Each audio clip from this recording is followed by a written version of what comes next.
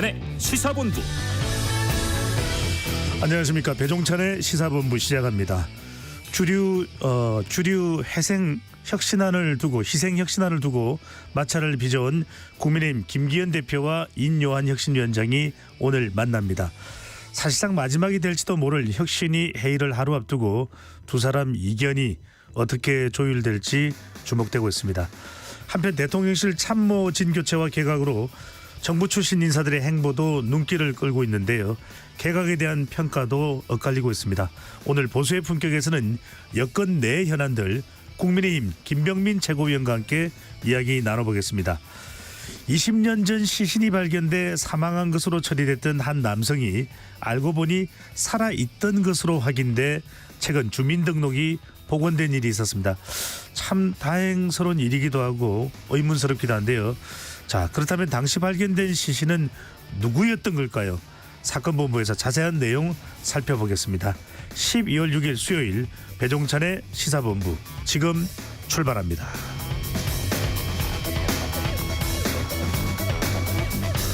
1부 마지막에 듣는 노래 디저트송 신청도 기다립니다. 오늘 듣고 싶은 노래 있으시면 문자 샵 9730으로 자유롭게 보내주시고요. 짧은 문자 50원, 긴 문자는 100원입니다.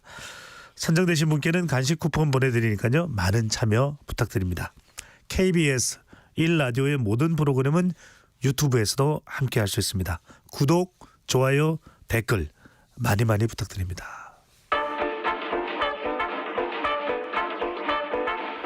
배종찬의 시사본부 한입뉴스.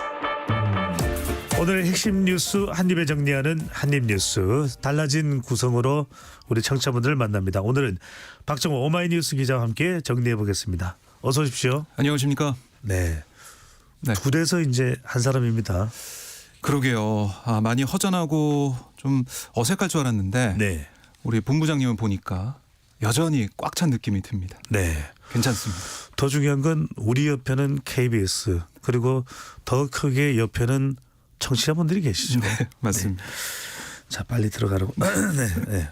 자, 속보로 들어온 뉴스가 방송통신위원장 후임 방통위 위원장의 지명인데요. 예상됐던 대로 김홍일 국민권익위원회 위원장이 지명이 됐네요. 자, 여야의 반응은 어떨까요? 먼저 듣고 오겠습니다. 검사가 만능입니까? 이분이 방송을 알까요?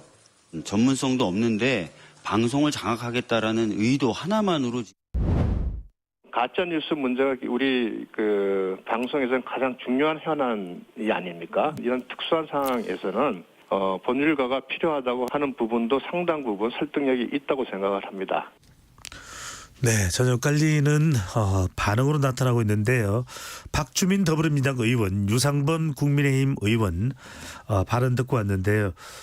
자, 이 청문회 과정부터 상당한 난항이 또 예상될 수도 있겠네요.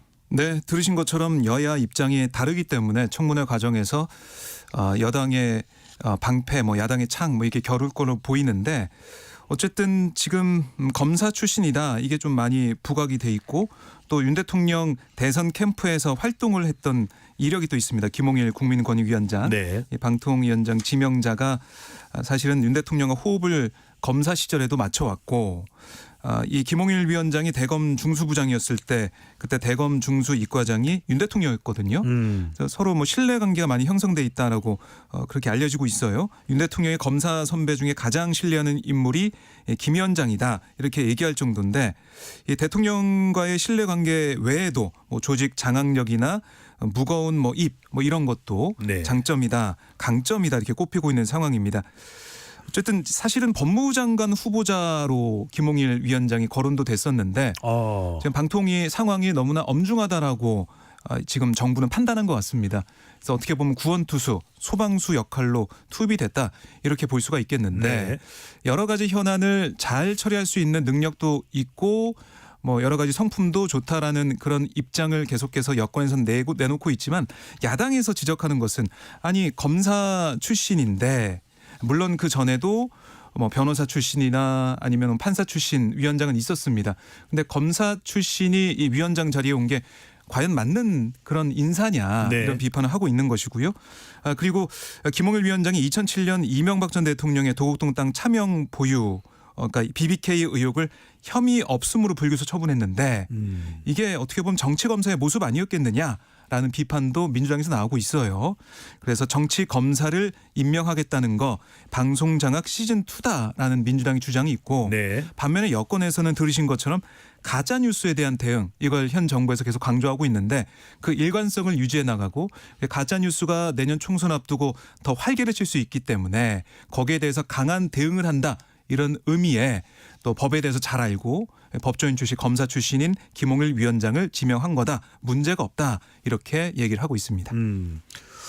앞서 이제 KBS 뉴스를 통해서 보도된 지명 소감에서는 상당히 또 의지를 피력을 했습니다. 네. 과연 청문회에서는 어떻게 내용이 다뤄지고 야당은 청문회 이후에 또 어떤 대응 태도를 보이느냐도 상당히 주목할 부분으로 보입니다. 자, 윤석열 대통령 정책 관련된 내용에 해당될 수 있겠는데 OECD 경제협력개발기구 중에서 대한민국의 자살률이 1위다. 정말 우리의 부끄러운 민낯이 아닐 수 없는데 윤석열 대통령은 정신건강 문제는 사회 안보에 해당하는 중요한 문제라며 정신건강 관련 종합 대책을 지시했네요. 네, 어제 윤 대통령이 청와대 영빈관에서 이 정신건강정책 비전선포 대회를 주재했는데요. 대통령실과 정부 관계자 여기다가 정신질환을 극복한 당사자와 정신건강 서비스 제공자, 정신의학과 상담 관련 전문가 이렇게 총 90여 명이 참석을 했습니다. 그래서 여러 가지 제언과 그다음에 자신의 경험을 얘기하는 그런 시간도 있었고 특히 이제 윤 대통령이 이제 마무리 발언을 통해서 이 정신건강 문제에 해결에 최선 다하겠다 이런 얘기를 했어요. 이렇게 말을 했습니다. 국민의 정신건강을 위해 국가가 적극 나서야 될 때다. 정신건강 문제를 개인이 알아서 하는 게 아니라 중요한 국가 아젠다로 삼고 적극 해결책을 강구해야 된다라고 강조를 했고요. 내년에 우선 8만 명, 제 임기 내에 100만 명에게 전문 심리 상담 서비스를 제공해서 초기 질환을 조기 발견하고 치료에 즉각 연계시키겠다 이렇게 얘기를 했어요. 그러니까 이 학생은 학교나 지역 사회에서, 직장인은 회사에서, 그러니까 쉽게 전문 상담을 받는 일상적인 마음 돌봄 체계를 구축하겠다 이렇게 얘기를 했습니다. 여기다가 정신응급병상 2배 확대, 또 중증 정신질환자 사례 관리 체계 강화, 정신질환자 사회 복귀를 위한 재활 고용복지 서비스 혁신 이런 것들 약속하면서 정신건강 정책의 틀 임기 내에 완성하겠다라는 게 윤 대통령의 보관입니다. 네.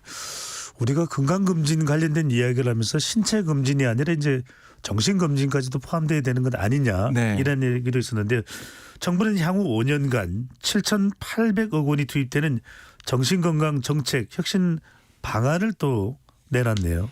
네, 지금 우울증, 조현병 같은 정신질환 이게 사회 문제로 떠오르고 있다라는 게 정부의 판단인데요. 무차별 흉기 난동 사건도 최근 들어서 또 불거졌었고요. 그렇습니다. 지난 8월 경기도 성남시 서현역 흉기 난동 사건 이게 대표적이라고 볼 수가 있는데 국내에서 정신질환으로 진료받은 환자 수 치매 포함해서 2015년 289만 명이었던 게 2021년 411만 명으로 늘어났습니다. 그러니까 6년 새 42.2%가 늘었고요. 관련 치료비도 같은 기간 4조 1천억 원에서 6조 5천억으로 이 58.5% 뛰었어요. 네. 복지부 얘기를 들어보니까 자해, 자살 등의 가능성이 있는 정신건강 중 이 고위험군에 해당하는 규모가 160만 명에 달한다 이렇게도 얘기하고 있기 때문에 심각한 문제다라고 볼 수가 있는데 또 이제 20, 30대 청년층을 중심으로 정신질환이 빠르게 늘어서 여기에 대한 이 조기 검진과 대응이 필요하다는 게 정부의 강조점입니다. 그래서 내년부터 계속해서 관련된 정책을 강화하겠다는 게 정부의 얘기인데요. 2025년부터 20살부터 34살 청년층이 2년마다 국가 정신건강 검진을 받게 하는 것 외에도 중대산업재해 경험자나 감정 노동자 등의 이 외상 후 스트레스 장애, 그러니까 트라우마를 예방하는 직업 트라우마 센터 현재 14곳에서 내년 23곳으로 확대하겠다 이렇게 얘기를 하고 있습니다. 의료계에서도 이거 대형 병원 병상 등을 충분히 확보해야 된다. 네. 그러니까 의료계 보완도 필요하다는 얘기를 하고 있는데요. 포괄적이고 실효성 있는 정책이 될지 좀 더 지켜봐야겠습니다. 네. 어떤 필요한 사람에게 또 꼭 필요한 정책으로서 잘 수립이 되면 좋겠습니다. 자, 국민의힘 지도부 운명 어떻게 되는지 궁금해하는 또 분들이 많으실 겁니다. 자, 이 관련된 뉴스도 다뤄보겠습니다. 윤석열 대통령이 어제 김기현 대표 등 국민의힘 지도부와 2시간 정도 비공개 오찬을 가졌습니다. 김기현 대표 힘 실어주기란 해석이 또 나오고 있네요. 네, 어제 오찬은 사실 지금 대통령실 수석들이 교체가 됐지 않습니까? 당 지도부와 상견례 차원의 자리였다. 이렇게 볼 수가 있는데 한 2시간 정도 만난 다음에 이만희 국민의힘 사무총장이 어떻게 브리핑을 했냐면 어려운 민생을 챙기는 정책 또 예산 등 모든 분야에서 당과 대통령실 간의 원활한 소통 체계를 강화하자 이게 뜻을 모았다고 설명을 했고요. 여기다가 가덕도 신공항, 북한 개발 등의 부산 지역 발전을 위한 정책 추진 여기다가 글로벌 국제 허브 도시 특별법 제정 이런 논의가 있었다는 거예요. 그리고 내년도 예산안과 민생 법안 처리를 신속하게 할 수 있도록 야당에도 협조를 구하기로 했다. 이렇게 얘기를 했는데 물론 이 부산 엑스포 실패 이후에 부산 민심을 챙기는 그런 부분도 들어가 있고 야당과 협조를 통해서 예산안도 빨리 처리하자. 민생을 챙기자 이것도 강조를 했지만 회동 시기 때문에 주목을 더 받은 것 같아요. 그러니까요. 지금 김기현 대표 혁신이 갈등 이게 좀 불거져 있기 때문에 과연 누가 이 신경전에서 이기느냐 이것도 궁금하고 김기현 대표 체제는 어떻게 되는 것이냐. 이준석 전 대표는 이 비대위 체제로 2주 만에 간다. 그러니까 그 강서구청장 보궐선거 이후에 김기현 대표 체제 2기가 출범했을 때 빨리 다른 지도부로 갈 것이다 이렇게 네. 얘기했는데 일단은 예상이 빗나간 셈 아니겠습니까? 그러니까 이따가 2부에서 국민의힘 김병민 최고위원과의 또 대담을 통해서 네. 확인을 하겠지만 김기현 대표가 대통령과 3-4시간 프리토킹을 할 때도 있다. 그렇게 윤심에 대해서 확고하게 그렇게 이야기를 했었는데 네. 이렇게 또 비공개 오찬 회동을 가졌단 말이에요. 그래서 김기현 대표 체제가 지속되는 것에 힘을 실어주는 것 아니냐. 네. 이런 또 해석도 나왔거든요. 그렇게 볼 수 있을 것 같아요. 지금 시기가 시기고 또 김기현 대표 체제 들어선 다음에 두 번째 오찬 만남이었거든요.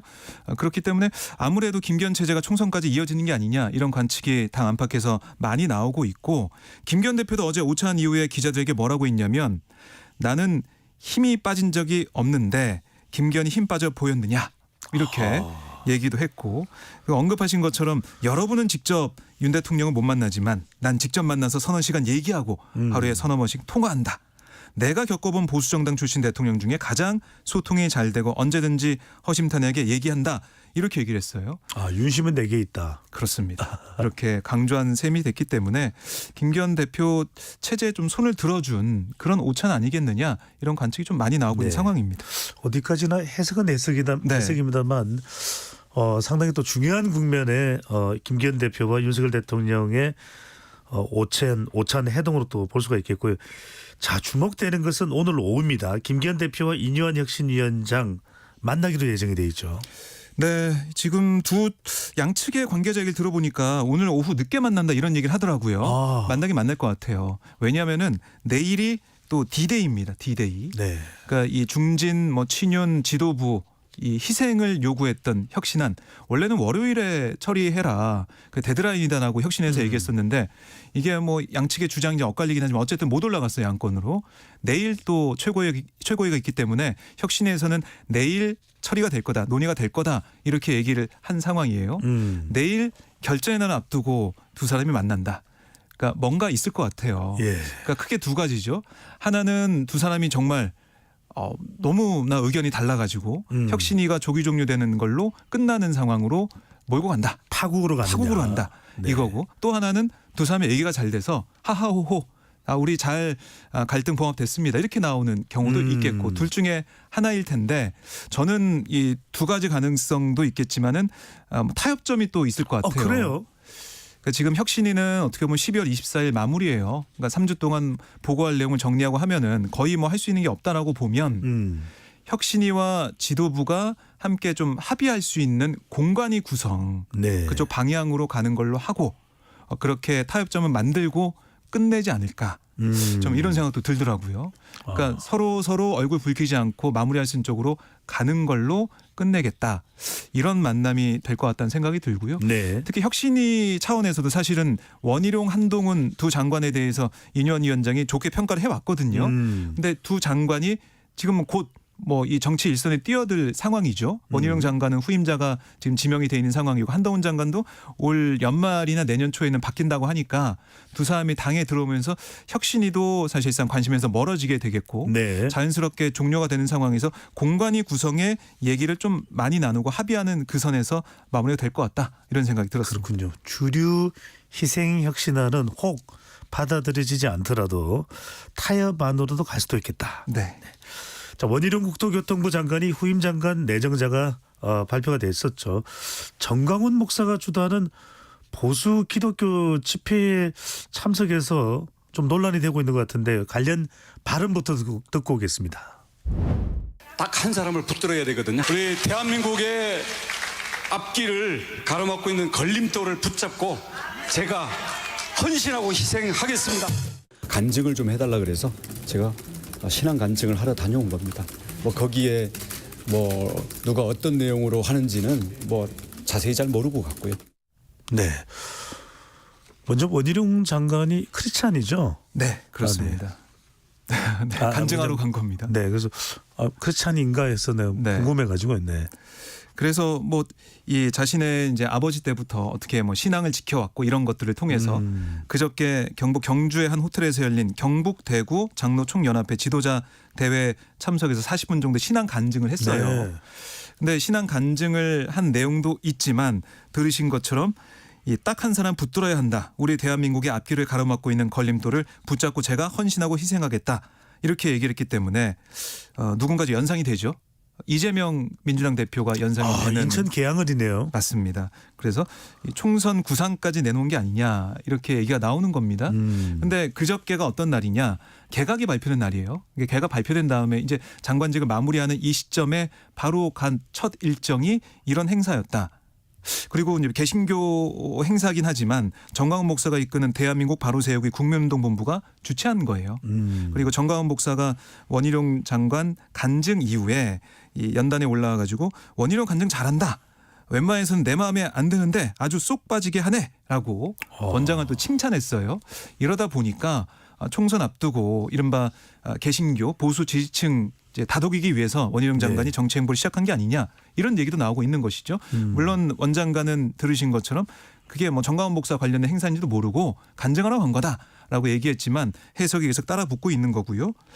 이러다 보니까 이 민주당에서는 비판을 또 하고 있는데 아니 일국의 장관이 임기가 끝나자마자 달려간 곳 극우 목사의 앞이라니 부끄럽기 짝이 없다 이렇게 얘기하면서 비판을 했고 네. 뭐 국민의힘 안팎에서도 황교안 전 이제 대표 그 총선 지난 총선 때 있었던 정광훈 목사와의 어떤 뭐 친밀감 뭐 이런 것들이 좀 부각이 되면서 총선에 실패했던 거 아니냐 이런 비판도 있었고 그리고 뭐 최근에 김재원 전 최고위원이 정광훈 목사 만나서 그때 발언했던 게 설화를 일으켜서 징계를 받았던 부분 이런 것들이 다 이제 회자가 되면서 정광훈 목사가 국민의힘 내외부적으로 뭔가 영향을 행사하는 게 과연 총선에 도움이 될 것이냐 뭐 여러 가지 또 비판이 나오고 있는 상황입니다. 네. 자, 이번에 민주당으로 가봅니다. 민주당 이재명 대표가 강성 당원들을 향해 통합과 단결의 정치를 강조했네요. 최근에 뭐 이낙연 전 대표의 또 반 이재명 발언, 네. 또 이상민 의원의 탈당 등 이런 부분들을 의식했을까요? 네, 그렇습니다. 그러니까 당이 어떻게 보면 이상민 의원도 탈당을 하고 원칙과 상식이라는 당내 모임도 만들어지면서 지도부를 비판하는 목소리가 커지고 있고 거기다가 이낙연 전 대표도 뭐 공개적으로든 아니면은 방송을 통해서든 이재명 체제를 비판하고 있어서 네. 그리고 거기다가 어제 전해드렸죠. 당원 청원 게시판 국민응답센터에 이 전 총리의 출당 청원이 올라왔습니다. 2만 명 넘게 동의했어요. 근데 이게 어제 저녁에 사라졌습니다. 삭제가 됐다 그래요. 이재명 대표가 삭제 지시를 했다라고 지금 들려오는 소리에 그렇게 나오고 있는데 네. 결국에는 이낙연 전 대표에 대한 이른바 강성 당원들의 이런 움직임 이건 좀 자제해야 된다. 이렇게 이재명 대표가 생각을 하는 것 같고요. SNS에 이렇게 글을 썼습니다. 무너진 민주주의를 살리고 민생을 회복하려면 가용한 모든 자원을 동원해야 된다. 배제의 정치가 아니라 통합과 단결의 정치가 필요하다. 이렇게 얘기를 하면서 단합으로 가자라고 얘기하고 있는데요. 하지만 총선을 앞두고 또 공천을 앞두고 민주당 내부에서는 당 지도부와 뭐 각을 세우는 이런 목소리 계속 나오지 않을까 예상이 됩니다. 네. 자, 내년도 예산안 처리 일정을 지키지 못하고 있는 그런 상황인데 민주당은 정기국회 내 민주당 예산안이죠. 단독 처리하겠다는 입장을 밝히고 있습니다. 또 이런 상황이 여야 간의 대치 국면으로 가는 건 아닐까. 자, 홍익표 민주당 원내대표의 발언부터 듣고 오겠습니다. 저는 반드시 이번 정기국회 내에 예산안을 처리하겠습니다. 정부 여당과 합의가 안 되면 우리 당이 준비한 안을 단독으로라도 처리하겠습니다. 민주당은 내용은 물론 협상할 준비가 오래전부터 되어 있습니다. 정기국회 내에 국민을 위한 예산이 통과될 수 있도록 적극 협력해 주시기 바랍니다. 자, 협의가 안 되면은 단독으로 민주당 안으로 처리하겠다, 이렇게 홍익표 원내대표는 입장을 밝히고 있는데 네. 민주당 예산안이 어떤 내용입니까? 정부안과는 어떤 차이가 있는 겁니까? 그러니까 그동안 우리가 봐왔던 말씀을 드렸던 여러 가지 윤석열 대통령의 R&D 예산 뭐 삭감을 비롯해 가지고 비판을 받아왔던 그런 예산들, 여기에 대해서 민주당 차원의 뭐 살릴 건 살리고 삭감은 삭감하는 그런 안을 생각을 한다는 건데, 물론 민주당이 단독 처리를 할 수 있겠지만 아직까지는 뭐 단독 처리하기에는 좀 이르지 않았나, 아하. 이런 얘기가 많이 나오고 있어요. 왜냐하면 지난해에도 12월 24일에 지각 처리가 됐었거든요. 네. 정기국회 내라면은 12월 9일에 끝나기 때문에 그 안에 과연 처리가 될까? 김진표 의장이 이 상정을 해서 본회의를 열어줄까? 이런 의구심이 있기 때문에 일단은 민주당의 얘기는 민주당 단독 안 처리도 불사할 테니까 빨리 예산안 논의하자, 이렇게 보이는 전략 같아요. 그럼에도 불구하고 지금 여야가 양당 정책위 의장과 원내수석 부대표가 참여하는 2+2 협의체, 이걸 가동해서 협상하겠다고 하고 있지만 네. 이견이 큽니다. 뭐 자를 건 자르고 살릴 건 살려야 되는데 국민의힘에서는 아니 민주당이 무슨 예산 편성권 쥐고 있냐, 뭐 청년 관련 예산이나 지난 정부의 원전 후속 사업 예산, 이게 윤석열 꼬리표 붙어 있으면은 다 삭감하려고 그런다. 이게 말이 되냐. 그리고 이른바 쌍특검에 대해서도 국민의힘이 반대하고 있기 때문에 여러 가지로 참 전국 경색이 이어지고 있다. 답답한 상황이다. 이렇게 볼 수 있겠습니다. 네. 박정우 기자와 함께 했습니다. 한입뉴스 잘 들었습니다. 고맙습니다. 이 시각 교통정보 듣고 돌아오겠습니다. 이승미 리포터. 네, 이 시각 교통정보입니다. 도로 상황 대체로 좋습니다. 점심시간대라 교통량이 적은 편입니다. 짧은 구간에서 밀리고 있는데요. 영동고속도로 강릉 방향으로 원주에서 새말 사이 2, 3차로 막고 시설물 교체 작업을 하고 있습니다. 이 여파로 원주에서 2km 구간 정체됩니다. 경부고속도로 서울 방향으로는 청주에서 목천 사이 3차로에서 이동하면서 작업을 하고 있고요. 현재 옥산 분기점에서 청주 휴게소 사이 2km 간 정체고, 기흥 동탄에서는 5차로 막고 작업을 하고 있습니다. 잠원나들목 부근에서 사고 났습니다. 양재부터 정체되고 부산 방향은 잠원에서 서초까지, 신갈에서 수원 사이 밀립니다. 서울시내 올림픽대로 정체도 짧아졌는데요. 양방향 다 사고 여파가 있습니다. 공항 방향으로 한남대교 부근 3차로에서 사고 나서 동호대교부터 속도 떨어지고요. 하남 방향으로는 영동대교 부근, 여기도 3차로에서 사고가 났고요. 한남대교부터 정체가 되고 있습니다. KBS 교통정보센터였습니다.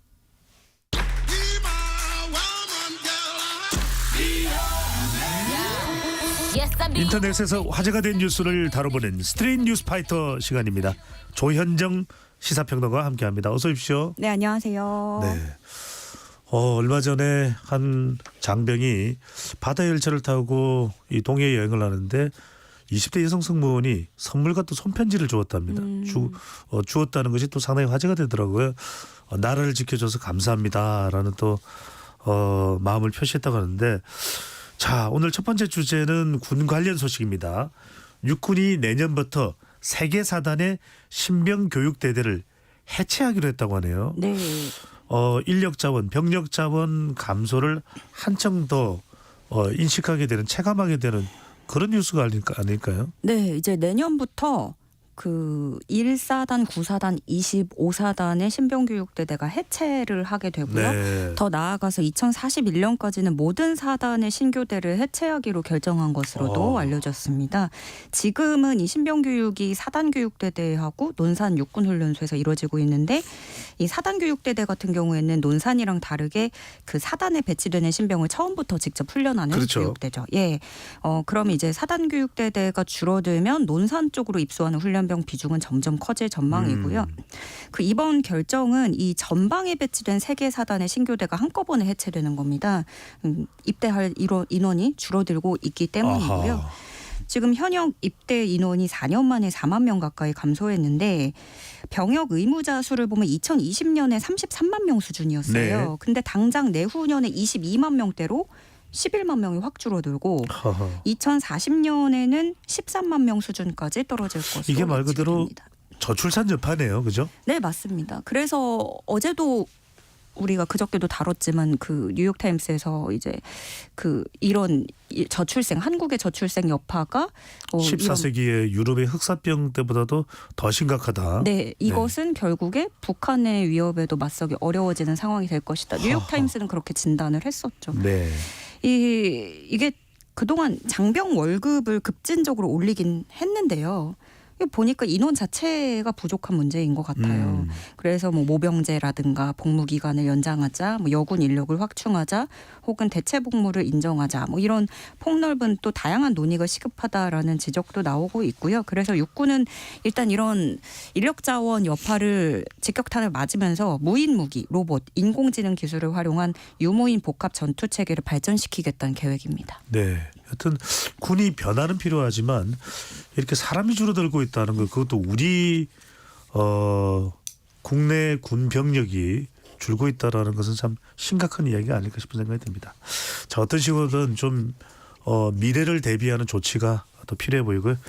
두 번째 주제입니다. 만여 명의 서울시 공무원 중 근무평가 최하위 등급인 가평정을 받아 성과급을 못 받는 직원들이 처음으로 나왔다고 합니다. 서울시가 근무 성적 평정 제도를 올 4월부터 도입을 했었다고요. 네, 이 단어 오랜만에 들으실 것 같아요. 수미양가 이런 거 있죠. 아주 예전에 없어졌는데 이 공무원 제도, 공무원 조직에서 수, 양, 가 이렇게 해서 4개 등급으로 나눕니다. 가는 10%가 들어가고요. 지금 가 평정을 받았다라는 것이 수미양가 중에서 가네요. 네, 맞아요. 그렇지만 뭐 무조건 가등급을 뭐 10% 할당을 해야 되는 건 아니고 가등급 해당자가 없으면 뭐 양의 비율을 늘리고 뭐 이런 식으로 한다고 합니다. 근데 그동안에는 수, 양까지만 운영을 했는데 온정주의가 조직 문화를 해친다는 지적이 있어 왔습니다. 그래서 이렇게 뭐 있기는 하지만 그다지 실효성이 없는 유명무실했던 네, 가평정을 실제로 도입하는 인사혁신안을 서울시가 내놓고 기준결정위원회가 마련한 원칙에 따라서 대상자를 가려냈고 이번에 그 가평정을 받은 사람이 처음으로 나오게 된 겁니다. 당초 목적은 우리가 이런 말 하죠. 월급 루팡이다. 오피스 빌런이다. 이런 얘기를 하는데 그런 사람들을 걸러내자는 의미였어요. 이게 인원수가 적어도 단 한 사람이어도 조직 모두를 힘들게 하는 경우도 사실은 있으니까요. 뭐 무임승차나 뭐 프리라이딩이 없도록 이런 이야기를 쓰게 있겠네요. 네, 특히나 이제 외부에서 바라보는 시선은 공무원 조직에 대한 이런 시선이 특히 강하단 말이죠. 뭐 본인 업무를 동료에게 상습적으로 떠넘기면서 일을 게을리하거나 합당한 업무 협조 요청에 욕설 협박 이런 공격적 태도를 보이는 일부 직원이 있다라는 게 서울시의 설명인데요. 다만 이 오세훈 시장이 과거 재임 시절에도 3% 퇴출제라는 걸 도입을 했었다가 그때 뭐 공무원 조직 내부의 반발도 컸지만 이 제도 자체가 3% 거르고 또 3% 또 찾아내고 자꾸 색출하는 식으로 가다 보니까 굉장히 이게 사기가 저하되고 문제가 있었어요. 그래서 오세훈 시장은 공무원들에게 이제 뭐 사과를 하기도 했다고 하는데 지금 또 한편으로는 이런 생각도 듭니다. 그 공무원 인기가 상당히 꺾여가고 있는 도중에 이런 평정을 받는다는 거. 근데 또 한편으로는 이런 거 있겠죠. 물론 이게 오히려 좋은 효과. 왜냐하면은 그 소위 말하는 빌런을 이제 대처해줌에 따라서 다른 조직원들의 사기가 오히려 오를 수도 있다. 그러니까 이거 측면은 진짜 바라보기 나름이고 이걸 어떻게 풀어가느냐가 중요할 것 같은데 그래서 이 소식에 누리꾼들 의견도 다양합니다. 그러면 가등급 평가 내리는 건 AI가 하자. 이거 평가를 어떻게 공정하게 공감할 수 있도록 받아들일 수 있도록 하느냐가 중요하겠네요. 네. 그리고 이게 서울시 소속 공무원 5급부터 9급까지가 해당하거든요. 그래서 하급자도 상급자 평정할 수 있게 하자. 아니면 상호평가. 네. 또 윗선이나 어떻게 해봐라. 뭐 이런 얘기도 있습니다. 네. 참 평가라는 거는 참 민감한 것 같아요. 어떻게 평가를 받느냐 네. 또 어떤 평가가 나오느냐. 자, 세 번째 주제입니다. 러시아에서는 출생률을 높이기 위해 무자녀 세급 도입한 거지. 그러니까 자녀가 없으면 세금을 내게 하는 그런 제도로 보이는데 도입까지 검토되고 있는 것으로 보입니다. 반발도 만만치 않을 것 같은데요. 어떤 내용인가요? 예브게니 페도로프 러시아 하원 의원이 한 방송에서 출생률 증가 방안을 논의하다가 소련처럼 무자녀에 대한 세금을 도입하는 것도 좋은 생각이다라고 밝혔습니다. 그러니까 출생을 촉진하는 자본이 충분하지 않다면 세금을 도입해야 되고 징벌이 아니라 이거는 문제를 해결하는 방법이다. 이런 주장을 펼쳤습니다. 근데 실제로 옛 소련에서는 그 제2차 세계대전 기간에 인구가 급격히 감소하니까 1941년에 무자녀 세금을 도입한 바가 있습니다. 이때 자녀가 없는 20세에서 50세 성인들이 임금의 6%를 세금으로 내야 됐고요. 1990년대 들어서 폐지가 됐습니다. 지금 러시아의 합계 출산율은 1.5명 수준이라고 하는데 그래도 우리의 한 2배는 되는 상황입니다. 근데 이런 무자녀 세금, 뭐 싱글세라든가 이런 것도 우리나라에서도 거론이 되는 이야기이긴 하죠. 이 정도로 뭐 논의 테이블 올라온 건 아니지만 그래서 아이를 낳지 않는 건 개인의 선택인데 세금을 문다는 건 너무 합당하지 않다. 이런 반발도 있고 또 반대로 노동 인구를 충족하지 못하면 더 내는 게 그게 합당한 것이다. 이런 의견도 있고 굉장히 분분하게 엇갈리고 있는데 사실 저는 이 뉴스에서 러시아가 지금 한창 전쟁 중이고 청년 병력을 많이 가져다 쓰고 있잖아요. 러시아가 이런 이야기를 하니까 씁쓸하더라고요. 네. 참 출산율을 높이는 건 필요한데 사랑해서 내가 태어나서가 아니라 세금 때문에 내가 태어났어. 이건 또 너무 아닌 것 같기도 하고요. 자, 출산율을 어떻게 하면 더 높일 수 있는 좀 더 획기적이고 더 효율적인 방법을 강구해내면 좋겠습니다. 오늘 더 많은 주제를 소개해드려야 되는데 구성을 이렇게 개편했는데도 시간이 좀 부족할 정도네요. 자, 지금까지 스트레이트 뉴스파이트 조현정 시사평론가와 함께했습니다. 말씀 잘 들었습니다. 네, 고맙습니다. 네, 오늘의 디저트송입니다. 6721님 항상 잘 듣고 있습니다. 식재료 배송하고 있습니다. 소장님 날씨도 많이 춥고 경제도 힘들지만 쿨의 All For You 들으면 기분이 나아질 것 같습니다. 왜 안 들어드리겠습니까? 모바일 치킨 쿠폰 보내드리고 힘내십시오. All For You 듣고 2부로 돌아오겠습니다.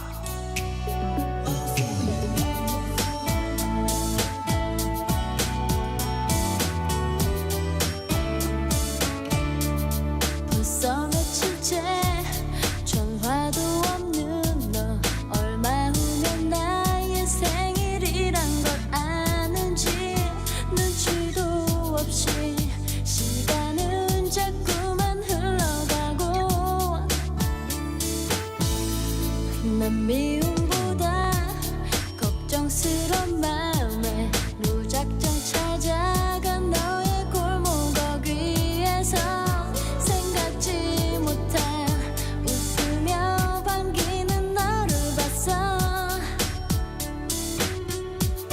사실은 말야 난 많이 고민했어. 내게 아무것도 해줄 수 없는 걸. 많이 모자라도 가진 것 없어도 이런 나라도 받아줄래. 너를 위해서 너만을 위해서 난 세상 모든 걸 당겨주지 못하지만 난 너에게만 이제 약속할게. 오직 너를 위한 내가 될게. It's only for you. Just wanna be for you. 넌 그렇게 지금 모습 그대로 내 곁에 있으면 돼. 난 다시 보도를 가로수와 전신주가 가로막아 차도로 다녀요. 불법 주정차 단속이 불공정해요. 기준을 공정하게 바꿔주세요. 기준을 공정하게 바꿔주세요. 눈에 띄는 급식카드 창피해서 밥을 못 먹겠어요. 공익민원이나 국민 제안이 거절돼 속상하셨나요? 이제 국민신문고에서 국민권익구제 패스트트랙 적극 행정 국민신청을 이용해보세요. 국민이 신청한 정책 아이디어. 국민 눈높이에서 국민과 함께 바꿔나가는 적극 행정 국민 신청. 국민의 든든한 것이 되겠습니다. 이 캠페인은 국민권익위원회가 함께합니다.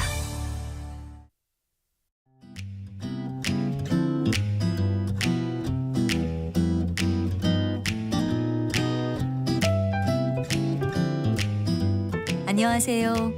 바른말, 고운말입니다.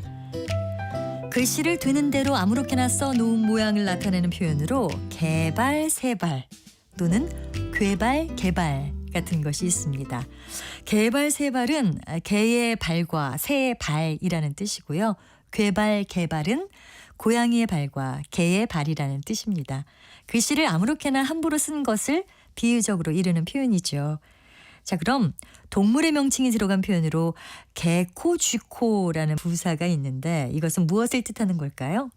예를 들어서 그렇게 모여 앉아서 쓸데없이 개코, 쥐코 떠들지 말고 나가서 일이나 해라 같이 말할 수 있는데요. 이것은 쓸데없는 말로 이러쿵저러쿵 하는 모양을 나타내는 표현입니다. 또 이러쿵저러쿵은 이러하다는 둥, 저러하다는 둥 말을 늘어놓는 모양을 뜻하는 부사인데요. 자, 그럼 이와 관련된 속담 2개를 소개해 드릴까 합니다. 먼저 석가래감인지 도리감인지도 모르고 길다 짧다 한다라는 건 석가래로 쓸 것인지 도리로 쓸 것인지도 모르면서 기니 짧으니 하면서 시비를 한다는 뜻으로 일의 내용도 모르면서 이러쿵저러쿵 시비함을 이르는 말입니다. 또 서호배도 참견, 닷호배도 참견이라는 속담이 있습니다. 이것은 서호불 되는 대로 많다 적다 하고 다섯호불 되는데도 이러쿵저러쿵 쓸데없이 참견한다는 뜻으로 부질없이 아무 일에나 참견함을 비유적으로 이루고 있습니다. 바른말 고운말 아나운서 변희영이었습니다.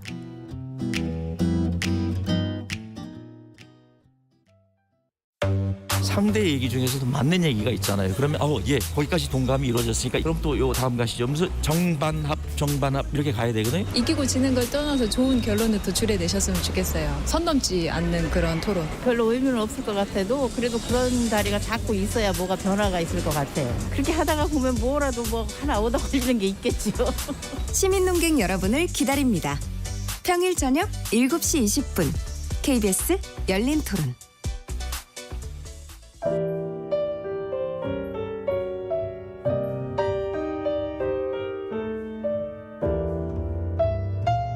내일의 품격, 김성환의 시사야에서 챙겨가세요.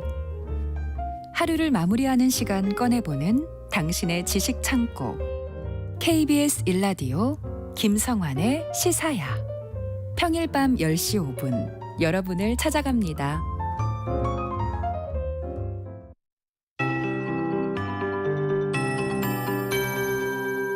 KBS 58분 날씨.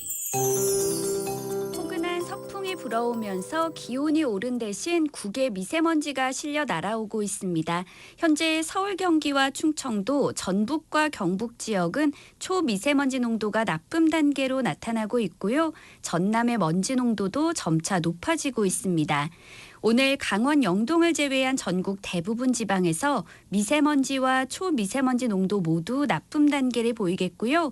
인천과 경기 남부는 오후에, 충남과 전라도, 제주도는 밤에 일시적으로 매우 나쁨까지 오를 수 있겠습니다. 미세먼지 차단을 위해 마스크를 잘 착용하고 다니시기 바랍니다. 오늘 오후부터 밤 사이에는 전국 곳곳에 5mm 안팎의 비가 한때 내리겠습니다. 일부 지역에는 천둥, 번개와 돌풍이 동반되기도 하겠고요. 기온이 낮은 강원 산지에는 1cm 안팎의 눈이 오는 곳도 있겠습니다. 한낮 기온은 서울 10도, 대전 대구 13도, 광주 15도, 부산 16도, 제주 19도까지 올라 평년 기온을 2도에서 8도 정도 웃돌겠는데요. 내일 아침에는 서울과 세종, 안동 영하 1도 등을 보이며 반짝 추위가 찾아오겠습니다. 하지만 내일 낮 기온은 오늘과 비슷하겠고요. 내일은 먼지 농도가 다시 보통에서 좋음을 회복할 것으로 예상됩니다. 현재 서울의 기온은 8도입니다. 송소진입니다.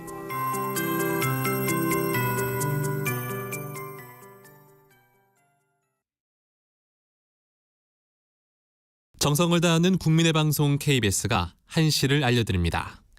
AM 711kHz, FM 97.3MHz, KBS 1라디오입니다. HLKA.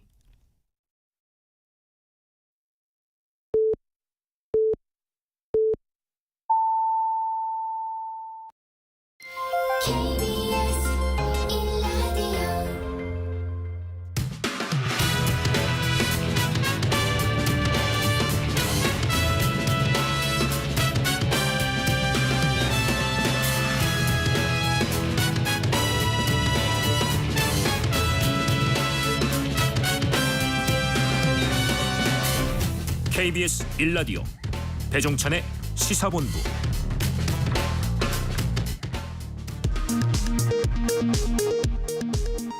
이 시각 라디오 정보센터 뉴스입니다. 윤석열 대통령이 신임 방송통신위원장 후보자로 검찰 출신의 김홍일 현 국민권익위원장을 지명했습니다. 지난 대선 당시 윤석열 대통령 후보자를 둘러싼 허위 보도 의혹을 수사 중인 검찰이 김용진 뉴스타파 대표의 자택에 대한 압수수색에 나선 가운데 뉴스타파가 허위 인터뷰 의혹은 근거 없는 소설이라며 검찰의 폭거에 책임을 묻겠다고 반발했습니다. 여야는 오늘 조희대 대법원장 후보자 인사청문회에서 한동훈 법무부 장관의 국회 체포동의안 제안 설명이 피의사실 공표가 될 수 있느냐 여부를 놓고 엇갈린 목소리를 냈습니다. 조 후보자는 자신이 말하기는 곤란하다는 입장을 밝혔습니다. 더불어민주당 이재명 대표가 국가가 책임지고 지자체가 직영하는 온 동네 초등 돌봄 제도를 추진하겠다고 밝혔습니다. 지난해 일자리가 87만 개 증가했고 늘어난 일자리의 절반 이상은 60세 이상 고령층이 차지한 것으로 나타났습니다. 지금까지 라디오 정보센터 조진주였습니다.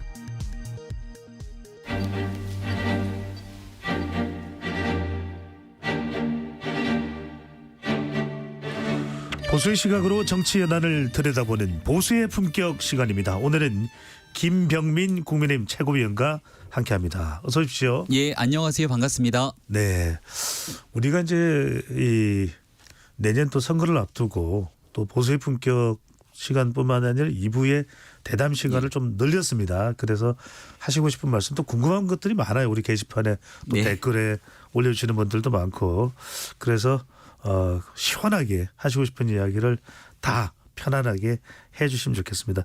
요즘 뭐 지역구 활동도 여념이 없으시죠? 예, 저는 서울 광진구 갑 지역에서 당협위원장을 맡고 있는데요. 12월 연말 송년회 일정도 많고 정말 행사가 많습니다. 네, 그냥 궁금한 거 짧게만 여쭤보고 본론으로 바로 들어가겠습니다. 기다리시는 분들이 많으니까 참 선거 때가 되면 쓸 돈이 참 많을 거다. 만나는 사람도 많고 뭐 그럴 때 어떤 비용이나 이런 거 부담이나 또 이 재정적으로 뭐 확보하는데 어려움이 없나요? 현대 선거가 좋아진 건 많은 행사들을 다니더라도 돈을 쓸 일은 많지가 않습니다. 아, 그래요? 그 이제 거의 대다수가 몸으로 때우는 일이 많은데요. 뭐 옛날 같으면은 경조사도 찾아다니면서 봉투도 하나씩 넣고 해야 되는데 선거법이 워낙 강력해져서 실제 돈을 쓰기가 어렵습니다. 밥을 한번 잘못 사더라도 거기서 누군가 신고를 하게 되면 또 바로 덜컥 문제가 생기니까요. 대신 그만큼 발로 10배는 더 뛰어서 마음을 사야 되는 고통스러운 시간들이 있습니다만 그렇게 열심히 노력해서 유권자들의 마음을 사는 게 가장 중요한 일이라고 생각합니다. 네. 정말 중요한 말씀이에요. 돈으로 한심을 사는 것이 아니라 발로 뛰어서 마음을 사는 일이다. 자, 국민의힘 내부는 또 그렇게 간단치는 않은 것 같은데. 자, 먼저 이 질문부터 여쭤볼게요. 최근에 최고위원회에서 김기현 대표의 옆자리에 같은 성신 김병민. 자, 오늘 출연하신 최고위원회 자리였는데 최근에 자리가 바뀌어버렸어요. 네, 한 자리 옆으로 이동을 했죠. 밀린 겁니까? 그 자리를 이제 김석기 경주 지역의 재선 국회의원 김석기 의원이 그 자리에 앉고 제가 이제 윤재옥 원내대표 옆자리로 앉게 됐습니다. 더 김기현 대표가 가까운 사람이 옆자리를 차지하게 되는 건가요? 저희 당에는 이제 선출직 최고위원에 대한 선출 득표 순서대로 자리에 앉게 돼 있습니다.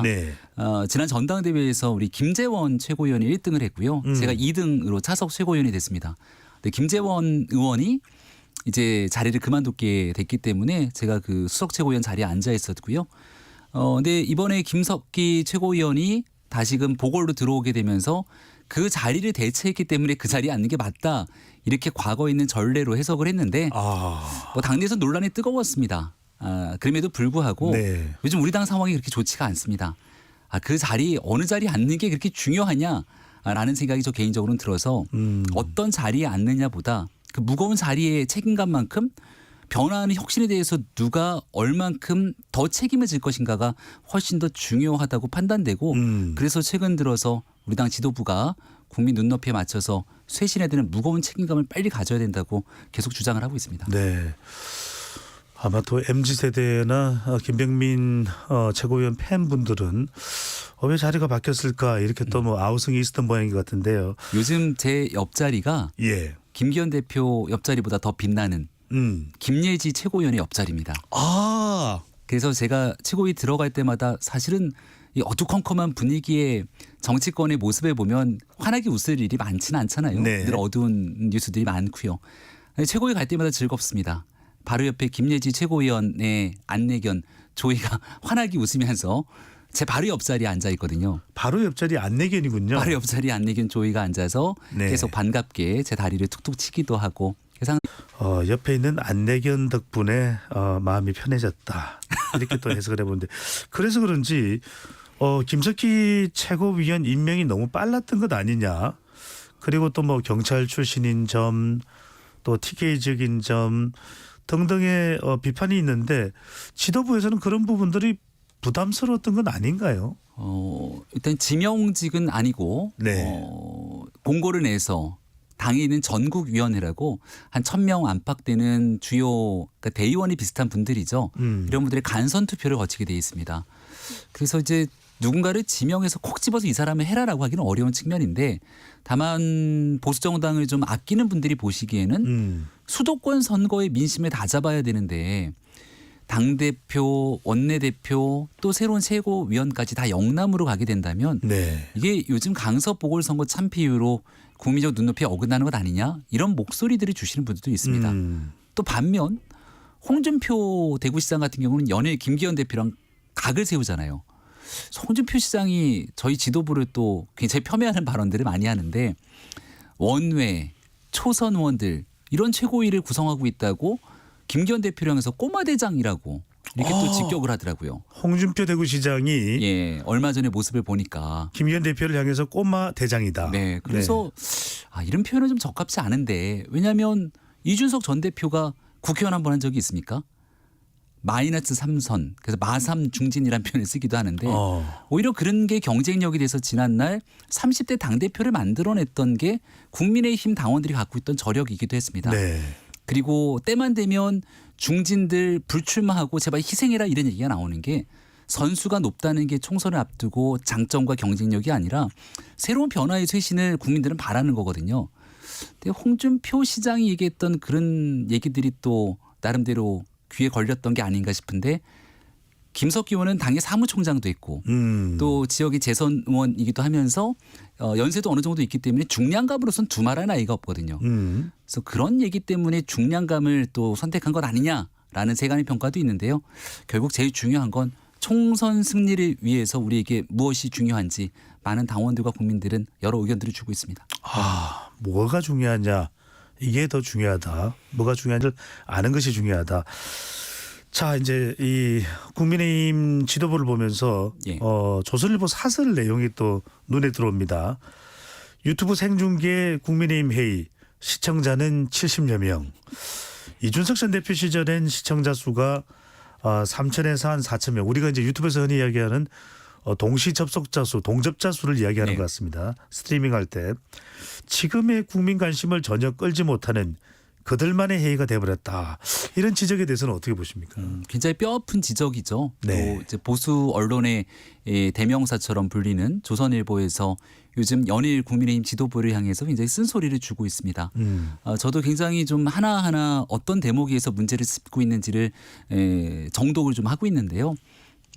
당연히 국민의힘이 가야 되는 방향에서 국민이 원하는 눈높이랑 자꾸 어긋나게 가게 된다면 총선 참패를 면할 길이 없고 그럼 윤석열 정부가 약속했던 3대 개혁을 비롯한 국민의 미래를 위한 길은 완전히 다 끝날 수밖에 없다는 충정에서 나오는 메시지들이라고 생각합니다. 네. 그래서 국민의힘 지도부가 이 혁신과 대립각을 세우면서 거부하는 듯한 모양새를 취하는 것에 대한 비판들이 있는 거로 얘기를 좀 듣고 있고요. 오늘 사설에서 보니까 저도 오늘 아침 조간 사설 2개 언론지 사설에서 제 이름이 등장을 했더라고요. 네. 조선일보 사설에서도 나왔고 또 중앙일보 사설에서도 마찬가지고요. 주목받는다 이렇게 봐야 되겠나요? 결과적으로 주목받기보다는 최고위원회에서 이제 제가 했던 발언들에 대한 소개였는데요. 혁신이가 하는 얘기들을 우리가 아무런 논의조차 하지 않고 그냥 지나가서야 되겠는가라고 했던 지난날의 발언의 소개와 함께 국민의힘 지도부가 이렇게 가서는 참 곤란하다라고 하는 정말 국민적 눈높이에 맞는 메시지들이라고 봅니다. 그래서 이런 내용들이 이제 하나의 여론들을 형성하는 과정이니까요.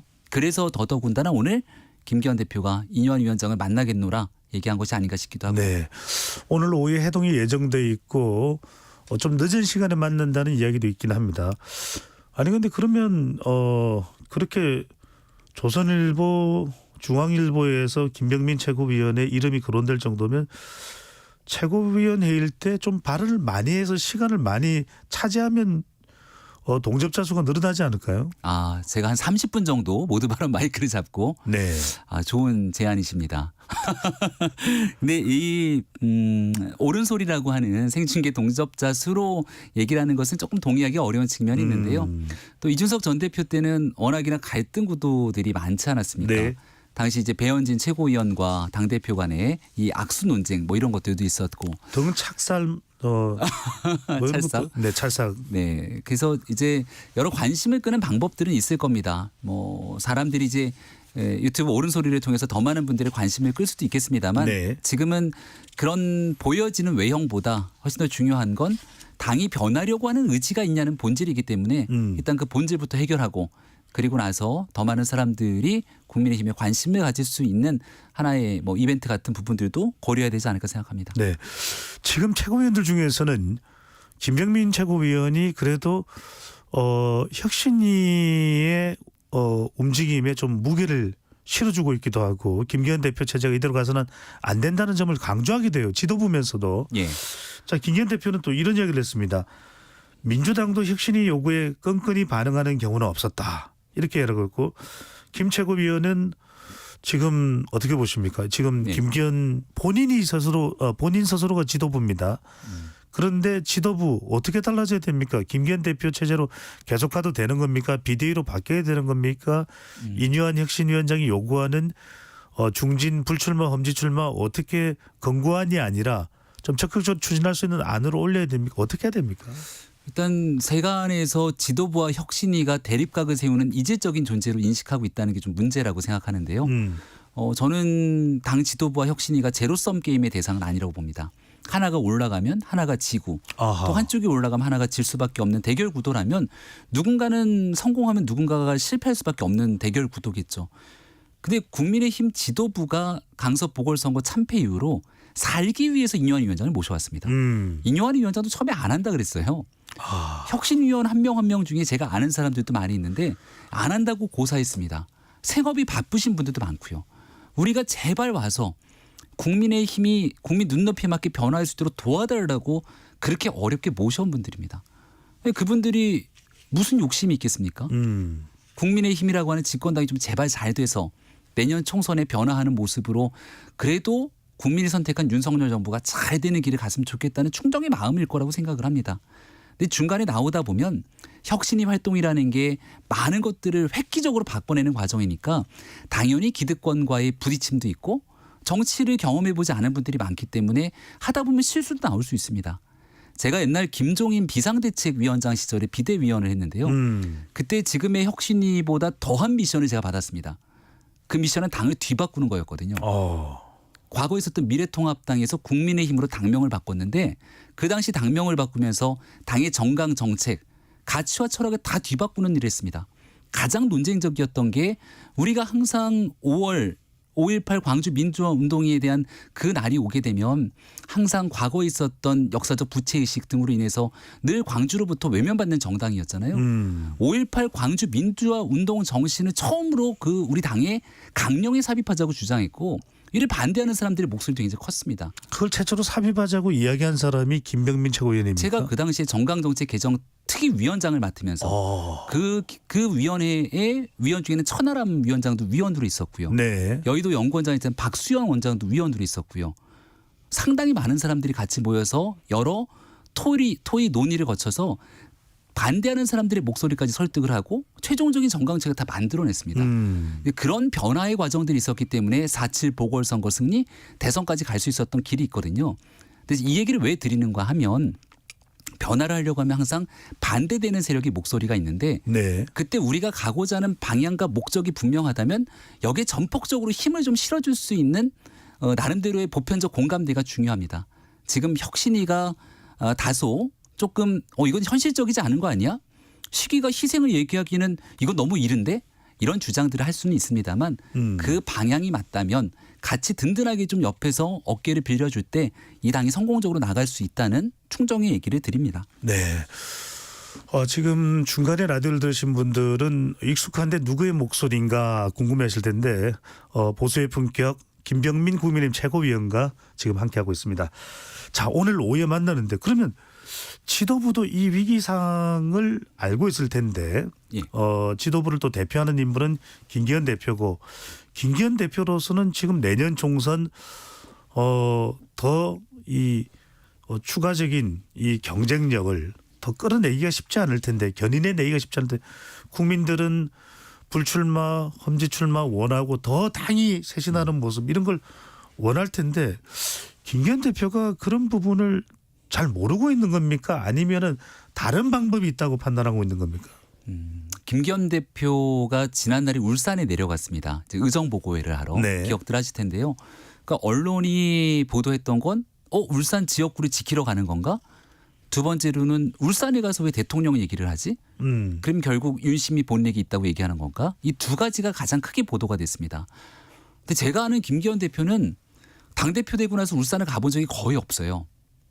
그러니까 내 지역구를 챙기지 못했던 상황이기 때문에 한 해가 다 저물어가는 시기에서 뭔가 진짜 헌신과 희생 결단하려면 나를 뽑아준 유권자들과의 나름대로 인사도 나누고 해야 되는 그런 타이밍이 있을 것 아닙니까? 그러니까 그런 진정성 차원에서 지역 유권자들을 만나러 간 거로 알고 있습니다. 그런데 결과적으로 보면 내 진심과 진정성보다 언론을 통해서 국민들은 이 상황을 지켜보니까 쇄신이 아닌 역주행을 하고 있네 이렇게 판단하게 되잖아요. 그러니까 본질보다 보여지는 측면에서 정무적인 메시지가 사실상 실패하게 나왔다 이렇게 볼 수밖에 없는 것이죠. 그래서 일련의 상황들을 아마 김기현 대표도 모르지 않을 거라 보고요. 김기현 대표의 진정성이 아직 남아 있기 때문에 저는 그 진정성이 퇴색되지 않았으면 좋겠고 또 그 시기를 놓치지 않았으면 좋겠습니다.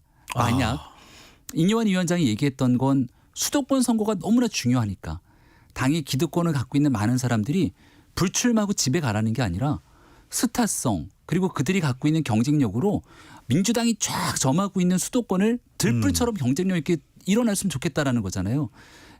나중에 뒤늦게 가서 뭔가 문내 이렇게 떠밀리듯이 가게 돼서는 감동이 없습니다. 그래서 그런 뭔가의 중요한 결단들을 김기현 대표를 비롯한 우리 당의 정말 역량 있는 사람들이 하나둘씩 나서줬으면 좋겠다는 생각이고 원희룡 장관이 먼저 그 포문을 열었잖아요. 네. 그리고 이거는 사실 권력과 힘을 갖고 있는 사람이 먼저 용기를 내줘야 되는데 밖에서 인재 영입으로 모셔온 이수정 교수가 수원에 출마하겠다는 결기를 보여줬습니다.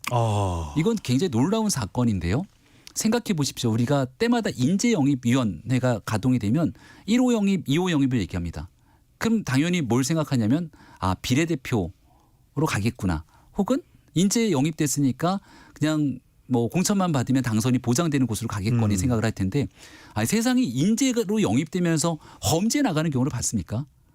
이수진 교수는 그 소속 학교가 또 수원에 위치하고 있어서 그런 이유는 아닐까요? 수원이라고 하는 위치도 있지만 본인 자택은 서초에 있다고 하더라고요. 처음에 보도가 나왔을 때는 자택이 있는 서초에 출마 예정 이렇게 보도가 나왔는데 아니 정부에서 중요한 역할을 했다는 사람들이 이 당에서 많은 혜택을 받았던 사람들이 막 입으로는 희생과 헌신 결단을 얘기하면서 나중에 보니까 가서는 따뜻한 곳에 찾아가는 분들의 모습들이 보이지 않습니까? 국민들이 어찌 감동하겠습니까?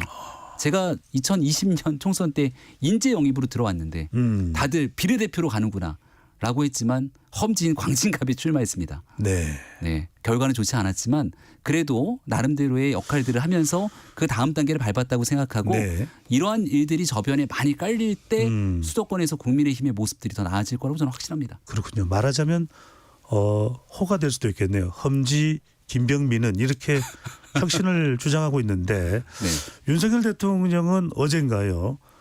비공개 오찬회동을 김기현 여기 김병민 최고위원도 가셨나요? 아닙니다.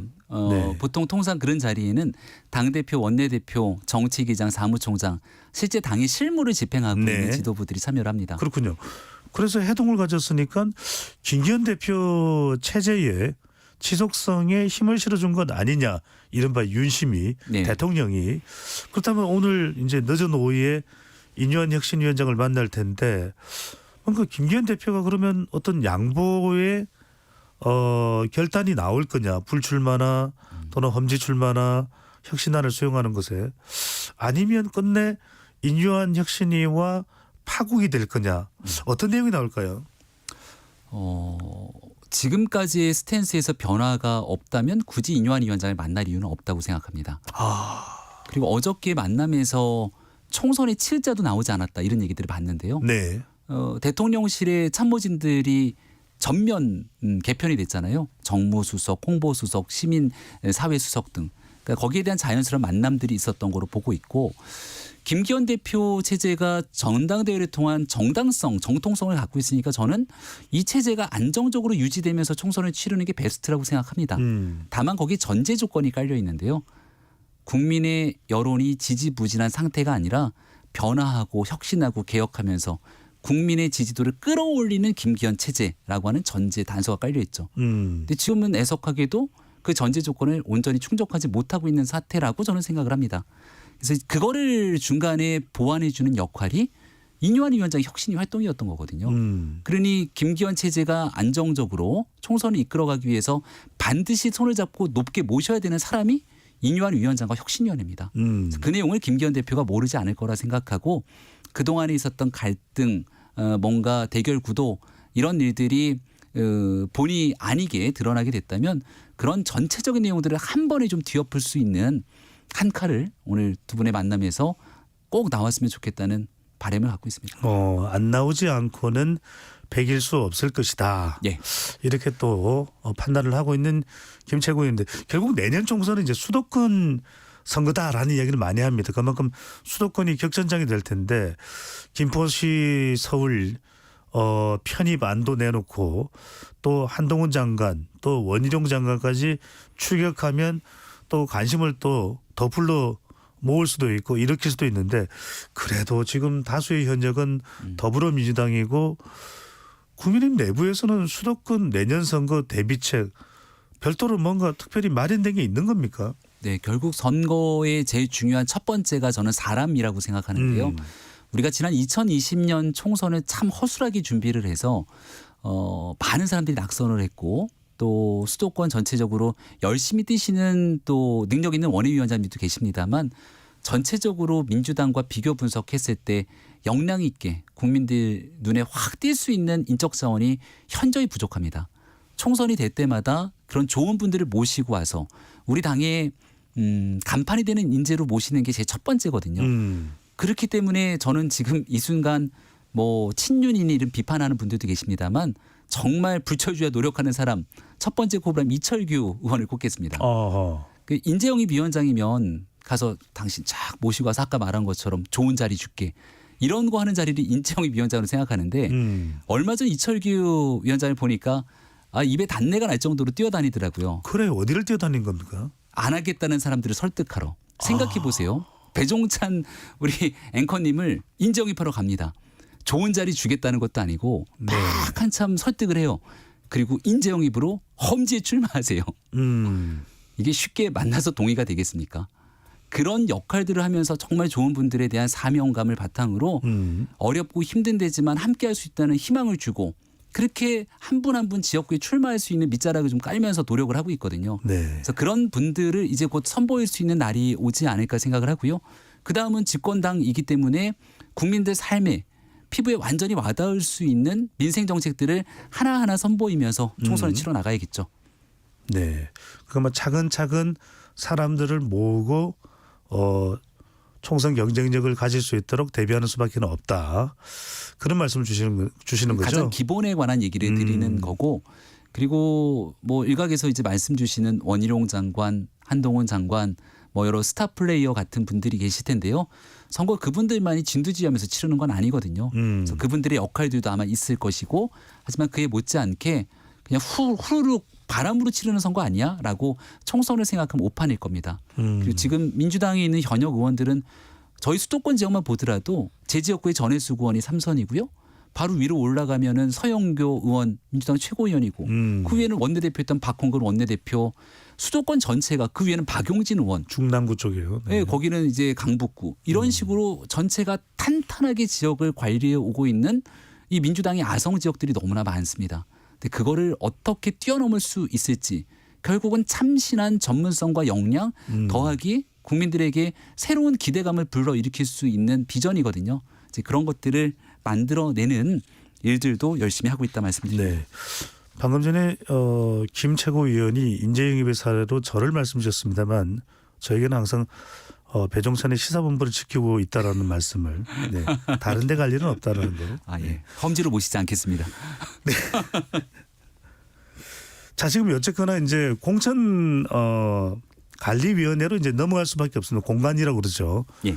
인현 혁신위원장이 아이고 공관위로 저를 추천해 주시면 좋겠구만요. 이렇게 또 이야기를 해서 상당히 또 이게 화제가 됐고 이런 지하에 김기현 대표는 그럴 일은 없다. 그런 걸 또 목표로 해서 될 일도 아니다. 이렇게 얘기를 했는데 물론 이제 인 위원장이 공관위원장 자리를 뭐 탐내서 그랬다고 볼 수는 없겠지만 공관위원장 임명 시기가 좀 늦춰진다는 말이 있어요. 네. 그 이유는 무엇이고 지금 지도부나 당내에서 거론되는 분들은 누구인지 일각에서는 김한길 대통령 직속 국민통합위원회 위원장의 이름이 거론되기도 합니다. 네, 일단은 시기적으로는요. 저희 당원 당규에 총선 120일 전까지 공관위를 구성토록 되어 있습니다. 네.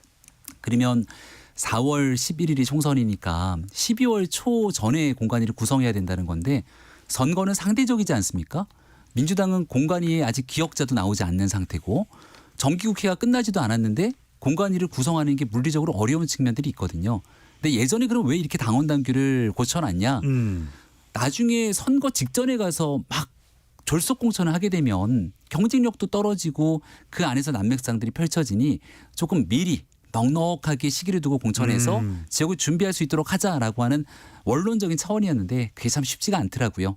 그래서 120일 전부터 90일 전까지니까 적어도 12월에서 늦어도 1월 초까지는 공관위를 구성할 수 있도록 그 기간들을 현실성 있게 조정해놨다는 거고요. 네, 이거 의결됐습니다, 그죠? 예, 당원 당규 개정이 됐습니다. 바꿔졌죠. 그래서 아무리 늦어도 1월 11일 전까지는 공천관리위원회가 구성이 될 겁니다. 네. 예, 그리고 말씀 주신 이게 공교롭게 공직자 사퇴 시한 직전이에요. 예.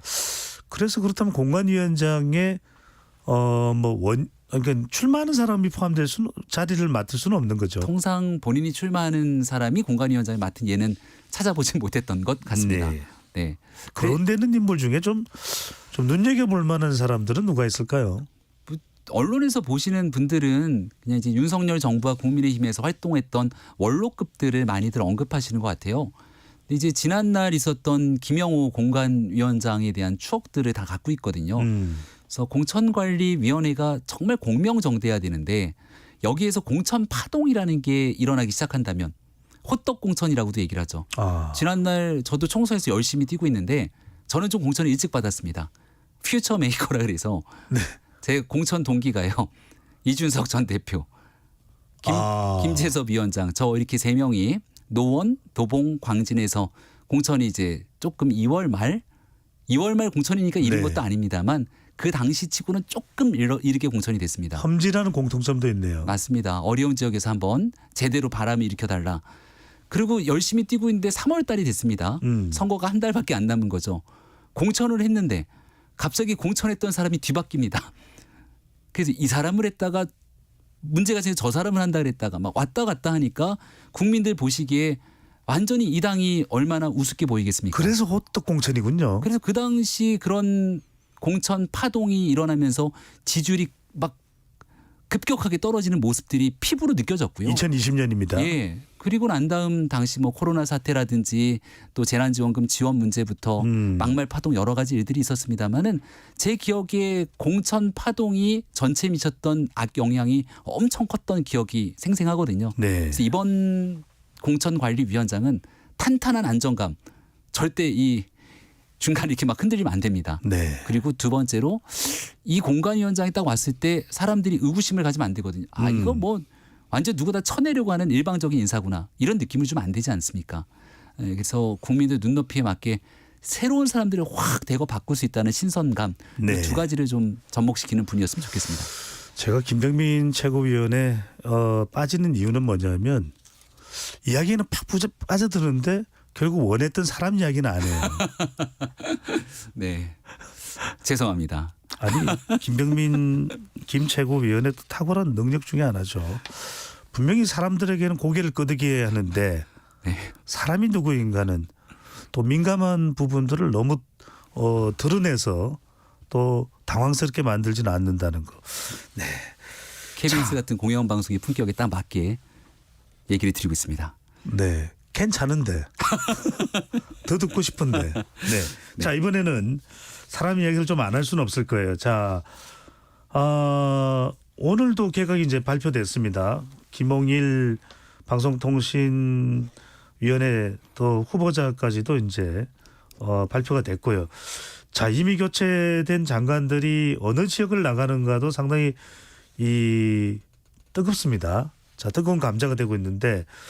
자, 쭉 한번 짚어주시죠. 원희룡 장관 또 김은혜 수석 당에서도 이런 부분에 대해서 상당히 민감하게 포착을 하고 계실 텐데 심지어는 박민식 본부장관과 김은혜 수석 사이에 교통정리를 어떻게 하느냐. 자 어느 지역이냐는 것. 심지어는 이제 원희룡 장관 같은 경우에는 이재명 대표와 맞대결 계양 인천 계양을 이야기까지 나오는데 어떻게 보시는지요? 일단 원희룡 장관이 가장 본인 정치적으로 탁월한 그 선점 효과를 가져갔다고 평가를 할 수 있을 것 같습니다. 원 장관이 나 인천 계양을에 나가겠다 이런 얘기를 한 번도 한 적이 없어요. 네. 주변 사람들로부터 시작됐다는 전원으로 에드벌론을 띄우고 크게 부인하지 않습니다. 기자들의 질문이 이어지니까 당과 나라를 위해서 내가 해야 될 일이 있다면 그 어디도 마다하지 않겠다. 아주 원론적인 얘기를 했을 뿐이죠. 제가 사람의 이름을 거명하지 않듯이. 근데 이미 모든 사람들은 원희룡 하면 험지도 마다하지 않든 개혁과 희생의 아이콘처럼 돼버렸거든요. 그러니까 원희룡 장관이 역시 그 오랜 세월 동안 정치 구력을 괜히 쌓아온 게 아니구나라는 생각이 들었고요. 원조 소장파라 그러죠. 남원정이라는 그 원조 소장파로서 활동해왔던 DNA가 아직도 살아있는 것 같은 느낌이 들고요. 이제 이렇게 되면 원희룡 장관은 내년도 총선에서 대한민국 언론사가 우리 253개의 지역구에 모든 기자를 다 보낼 수는 없지 않겠습니까? 그러면 딱 중요한 포스트마다 언론 기자들을 이렇게 파견을 해서 그렇죠. 마크맨처럼 집중적인 스포트라이트를 받게 돼요. 다 그 점만 찍어서 보도하는 거예요. 제가 늘 2020년 총선 참패의 원인을 얘기하면 첫 번째 참패 종로 황교안 대 이낙연. 여론조사 나올 때마다 판판이 깨지지 않습니까? 네. 그리고 두 번째가 광진 의뢰 오세훈 대 고민정. 지금이야 오세훈 서울시장이 아주 4선 서울시장으로 쭉 승승장구하고 있지만 그땐 굉장히 좀 어려웠던 정치적 시기를 겪고 있었는데 고민정 의원과의 여론조사에서도 처지는 모습이 나오니까 아니 보수의 희망인 오세훈까지도 그러니까 힘이 쫙 빠지는 거죠. 마지막 포스트가 나경원 대 이수진. 보수의 직전 원내대표까지 지냈던 또 핵심 아이콘인데 동작 대첩이었는데요. 네. 근데 갑자기 어느 날 날아온 이수진 이 판사에게 계속 지는 모습이 나오니까 전체 수도권 판세가 다 밀릴 수밖에 없는 겁니다. 내년도 총선에는 이런 구도를 다시금 반복해서는 안 되겠다는 생각을 갖고 있고요.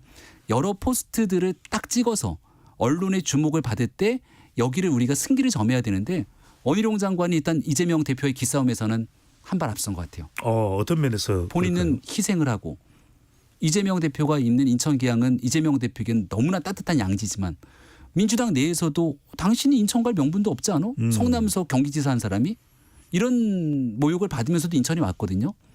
그럼 우리가 당대표를 비롯한 많은 사람들이 희생하는 모습을 보이게 되는 순간 이재명 대표는 민주당 비명계로부터 엄청 거센 요구를 받을 수밖에 없습니다.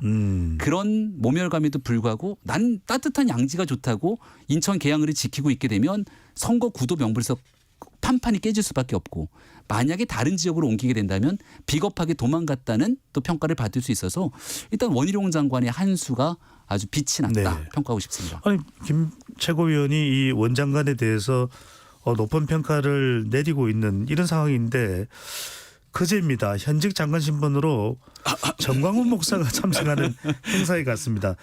당에서는 이제 정광훈 목사와 관련된 여러 논란이 있었기 때문에 좀 선을 긋고 있는 상황인데 이건 어떻게 보십니까? 원숭이도 나무에서 떨어질 때가 있다고요. 이거는 원희룡 장관도 굉장히 무척 뼈아프게 생각할 거라 보고 이게 이제 한동훈 장관이 전국 각지를 다녀요. 정치 행보가 아니라 법무부 장관으로서의 연결고리를 분명하게 잡습니다. 예. 그럼 그 자리에서 나는 법무행정을 위해서 간 건데 언론의 기자들은 당연히 정치 행보가 궁금하니까 현장 사람과의 소통을 통해서 한동훈 장관의 행보에 한 번도 구설수가 나온 적이 없었잖아요. 원희룡 장관도 새 국토부 장관이 지명이 됐기 때문에 조금 자유로운 마음으로 다닐 수는 있을지 모르겠습니다만 그 장면은 원 장관은 전혀 정광훈 목사가 있는 자리에 가려고 했던 게 아니라고 선을 긋고 있기 때문에 그 진정성은 확인이 되더라도 이런 구설수에 오르는 일은 두 번 다시 하지 말아야 된다라고 생각합니다. 네. 구설수에 또 오르게 되면 이게 적자는 또 마이너스가 되는 거 아니겠습니까? 그럼요. 그 잘 이제 벌어놨는데 점수를 한 번에 까먹는 것도 한순간입니다. 국민의힘 김병민 최고위원이 나왔기 때문에 이 대답은 어떻게든 들어야 되겠습니다. 한동훈 장관 어디로 출마하나요? 일각에서는 비례대표 출마하는 게 맞다 이렇게 또 많이들 얘기하더라고요. 제가 한동훈 장관이면은 최고위원이신데 일각 의견 말고 제 의견도 얘기 드릴 겁니다. 그러니까 제가 한동훈 장관이면 일단 얘기를 듣고 있을 것 같아요. 쭉 여론이 어떻게 움직이고 배종찬 앵커께서는 어떤 대담을 통해서 얘기를 하는지 여론을 조성하는 사람들의 의견들을 듣고 있을 겁니다. 제가 알고 있기로도 생각보다 많은 사람들의 여론들을 시시각각 움직이는 여론들을 많이 수렴하는 사람으로 알고 있거든요. 그래서 제가 말씀드린 게 일각에서는 뭐 비례대표를 가서 전국 선거를 진두지휘한다 이렇게 얘기하는 사람들도 있어요. 저는 그런 보도가 최근에 좀 많이 나왔습니다. 근데 저는 시종일관 한동훈 장관이라면 비례대표를 가는 순간 지금의 주목도와 그리고 지금의 높은 평가가 꽤나 퇴색될 수 있다고 생각합니다. 왜 그럴까요? 아까 말했던 것처럼 선거는 국민들의 표로 선택을 받는 자리예요. 한동훈 장관이 비례대표로 있다 그래서 국민의힘을 안 찍을 사람들이 국민의힘을 더 찍고 또 국민의힘을 찍을 사람들이 국민의힘을 안 찍고 이런 정당 투표에서 왔다 갔다 하는 데 큰 효과가 있을 거라고는 생각하지 않습니다. 대신 지역구의 가장 중요한 지역의 선거에 나서요. 여기에서 진짜 어렵고 힘든 지역이지만 그 격전지에서 상대 장수와 딱 붙어갖고 승기를 압도적으로 점하게 되면 그 한 자리뿐 아니라 전체 수도권에 미치는 파급 효과가 어마무지해집니다. 이게 지금 민주당에서 이낙연 전 대표를 아주 저평가하면서 존재감이 없다 이렇게 얘기를 하는데 민주당은 이낙연 전 대표에게 빚이 있는 정당에서 그러면 안 돼요. 2020년 총선 때 종로에 출마했던 이낙연 전 총리는 유력한 대권 주자였고 앞서 말했던 것처럼 야당의 당수였던 황교안 대표를 할 때마다 판판이 이기는 전장을 끌고 오지 않았습니까? 그게 한 번의 정리가 끝나서 처음에는 지역구로 떠나지 않아요. 근데 한 일주일 정도 선거가 남으니까 종로는 끝났다. 정리를 하고 종로 주변에 대한 판세까지 끝낸 다음에 이낙연 전 총리가 광진까지 와요. 종로에서부터 쭉 훑고 돌아다닙니다. 그럼 그 여파를 전체 있는 데까지 온기를 불러일으키면서 선거를 끌고 가는 가장 최고의 1등 공신이 되는 거죠. 한동훈 장관 경쟁력 있는 사람입니다. 그리고 민주당에 있는 수많은 사람들과 국회에서 한 명 한 명 대담을 하더라도 절대 지지 않는 사람이죠.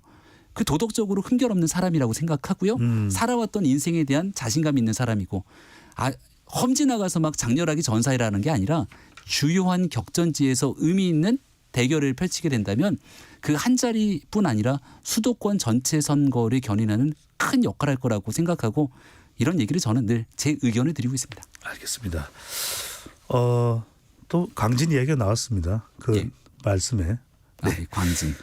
자, 오늘 말씀은 여기까지 듣겠습니다. 지금까지 김병민 국민의힘 최고위원과 보수의 품격 함께했습니다. 잘 들었습니다. 네, 고맙습니다.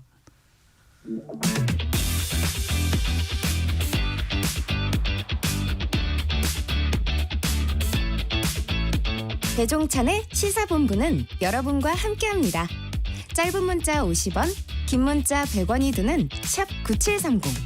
라디오 어플 콩과 유튜브는 무료로 참여하실 수 있습니다.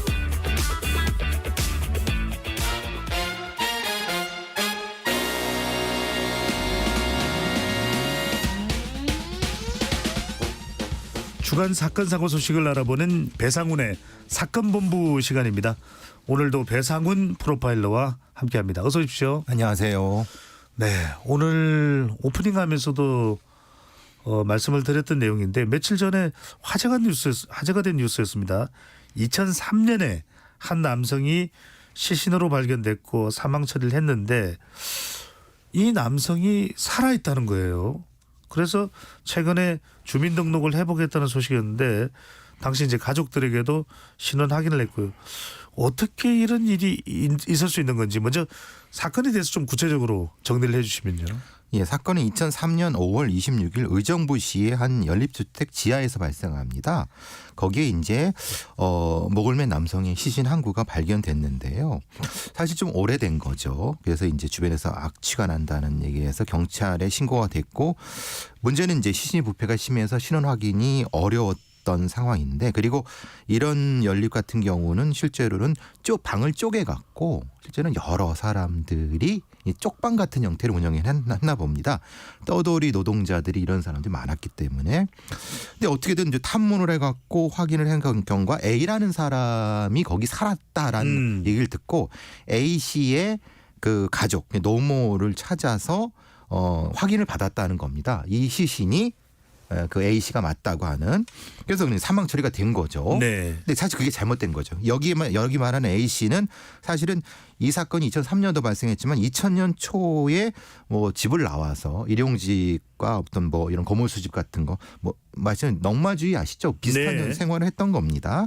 근데 10년 전쯤에 이제 경찰의 불신 검문에 확인돼 갖고 본인이 사망 처리됐다는 걸 이제 알았습니다. 근데 알았는데도 뭐 방법이 없죠. 뭐 돈이 들고 그러니까 그냥 있다가 올해 초에 노숙인 지원센터를 통해서 이 주민등록 말소를 복원하는 절차를 통해서 대한법률구조공단에서 이것을 복원을 했습니다. 근데 문제는 여기서 발생합니다. 이것을 경찰한테 통보를 했죠. 경찰도 알게 된 거죠. 그러면 그때 돌아가신 분은 누구냐 이 말입니다. 그러니까요.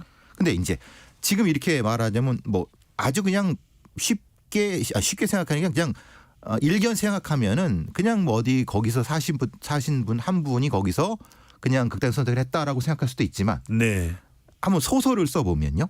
만약에 어떤 사람이 작정을 하고 그 사람을 살해해서 거기다가 시신을 갖다 놨는데 그 수사가 이렇게 엉망으로 했다라고 했다고 하면 그 사람이 억울한 그건 누가 밝히냐. 그러니까요. 그러니까 문제는 지금 그겁니다. 기록도 없고 당시에 처리했던 20년 전에 그 직원도 이미 퇴직한 지 오래돼 갖고 경찰이요. 확인할 방법이 없다는 겁니다. 2003년의 일이니까요. 그렇죠. 20년 전입니다. 그러면은 도대체 그때의 변사 사건 수사가 제대로 된 거냐? 그럼 기록은 어떻게 확인했으며 만약에 지금 말씀하신 것처럼 드린 것처럼 노모를 통해서 신원을 확인했다고 하는데 그게 맞냐? 그러니까 뭐 아시는 분 아시겠지만 인후 보증이라는 게 있습니다. 인후 보증. 인후 보증은 뭐냐면은 의가 보통 사망을 하게 되면 의사가 사망을 확인해 주는 경우와 의사가 확인해 주지 않고 주변 사람들이 확인해 주는 경우가 있습니다. 그러니까 시골 같은 데 가면 의사가 없는 경우가 있죠. 그러면 동네 이장이나 아니면 이런 분들 2명이 확인하면은 아, 이 사람이 맞습니다라고 사망 처리되는 경우가 관례적으로 있었습니다. 근데 그럴 경우 문제가 뭐냐면 어떤 나쁜 마음을 먹고 어떤 사람을 그냥 사망 처리했을 경우 회복을 어떻게 하느냐. 지금 이 사건은 그 사건입니다. 그런 사건입니다. 그러니까요. 그래서 가장 궁금한 건 그겁니다. 이제 살아있는 죽은 줄로 알았던 사람이 살아있는 걸로 확인된 건 다행스러운 일인 그렇죠. 거고 중요한 것은 그럼 그 죽어 있는 시신은 누구의 시신이냐? 이건 확인이 어떻게 됩니까? 아니요, 알 수가 없죠. 왜냐하면 화장 처리를 했고 당시 어떤 부분에 대한 기록도 지금은 몇 줄 남아있지 않고. 그러니까 예를 들면 이런 겁니다. 만약에 그 돌아가신 분이 사실은 뭐 상당한 재산을 상속하는 사람이었다고 가정을 하면은 5년 뒤에 실종 처리돼 갖고 어떤 사람이 권리가 없는데도 그 재산을 상속했거나 이럴 수 있다는 겁니다. 이게 가정을 하는 겁니다. 가정을 하면 어떤 가정이도 모르죠. 이게 실제로 이분이 진짜 극단 선택을 한 건지 아니면 살해가 당한 건지를 전혀 알 수가 없는 부분. 그 당시 그 시신과 관련됐던 뭐 아무리 그 노모라는 사람이 확인을 해줬다고 해줬다 손 치더라도 그때 뭐 DNA라든지 여러 가지 시신 기록이라든지 이런 게 확보가 안 됩니까? 그걸 모르겠다는 겁니다. 왜냐하면 그 기록 자체가 없었기 때문에. 그러니까 말하자면 그러면은 어떻게 DNA 확인도 있고 여러 가지 다른 어떤 방법도 있을 텐데 왜 굳이 노모한테 듣고 나서 저게 내 아들이 맞습니다라고 해버리고 그냥 처리해버렸냐. 수사상에 잘못은 없냐. 법률을 위반한 경우가 없느냐. 제가 이렇게 여쭙잖아요. 우리는 그거 규정한 규정이 없습니다. 그러니까 법도 없고 그냥 단순히 변사사건 처리 규칙, 경찰청의 규칙으로 끝나는 겁니다. 그러니까 이게 너무 허술하다는 겁니다. 네. 정말 그 확인되지 않은 시신의 가족이 있거나 또 그 시신의 그 어떤 사연이 있는지를 도무지 확인을 해줄 수가 없는 상황인데 그렇죠. 또 하나는 이 주민등록이 복원된 인물은 20년을 이제 주민등록이 없는 상태로 살았다는 거 아니겠습니까? 예. 근데 이것도 이해가 안 되는 게 물론 아무리 뭐 노숙자 신분이나 어쨌든 간에 병원을 간다든지 우리가 어떤 일을 하더라도 대한민국에서는 뭐 입금을 받는다든지 주민등록 번호가 필요하거든요. 그러면 어떻게 지낼 수가 있었던 것이죠? 혹시 기억날지 모르겠지만 뭐 무슨 염전노예 아니면 어느 시설에 수용돼 있었는데 사실은 그 분의 신원을 확인 못한다. 이런 뉴스들이 종종 나옵니다. 네. 그러니까 말하자면 지금은 아니라 하더라도 불과 20, 30년 전에는 나쁜 마음을 먹고 시설에 수용해놓고 국가의 보조금을 챙겼던 나쁜 사람들이 있었고요. 강제 노동을 시켜갖고 이런 형태의 예를 들면 그 착취적 노동을 시킨 경우도 있었습니다. 그리고 실제로는 이 강제로 이제 그 감금돼 있는 건데도 실제로는 이것이 신원을 확인해주지 않는 경우도 종종 있었습니다. 네. 이걸 보통 무적자라고 하는데요. 숫자가 어느 정도나 될까요? 이걸 확인해 보면 됩니다. 18세 이상 성인의 실종 신고가 보통 한 해 한 7만 명 정도 됩니다. 그리고 실종 아동 말하자면 보통 아동이나 치매 환자분이나 장애인, 정신장애 이런 분들 한 4, 5만쯤 됩니다. 그러니까 차이가 좀 나죠. 그러면 이분들이 다시 실종이 해제된 돌아왔습니다. 라고 하는 것을 제외하면은 대충 한 1,000명 정도 한 해에 1,000명 정도 1,000명 정도가 이제 어떻게 보면 이제 돌아가신 걸로 나오고 실제로는 그 외에 또 나머지 숫자를 다 더해야 되는데 문제는 그거에 대한 기록이 명확하지가 않습니다. 그러니까 이거를 확인하거나 아니면 이걸 관리하거나 이러는데 실제로는 이런 데이터가 없습니다. 그러니까 존재는 하는데 이걸 체계적으로 관리를 안 한다. 정리하면은 실종되었을 때 살아있는 사람들이군요. 그렇죠. 실종되었고 살아있는데 가족이 안 찾거나 아니면은 일본에는 이런 게 있습니다. 인간 증발이라고 해서 스스로 그냥 오지에서 난 다 싫다라고 그런 분들도 있습니다. 근데 일본 같은 경우 인간 증발이 한 10,000명이 된다고 하는데요. 우리 같은 경우는 대략 그냥 어떤 전문가가 추산한 건 한 이런 무적자가 5,000에서 10,000명 정도 된다는 얘기는 합니다. 근데 모릅니다. 왜냐하면 정확히 카운트를 하지 않았기 때문에.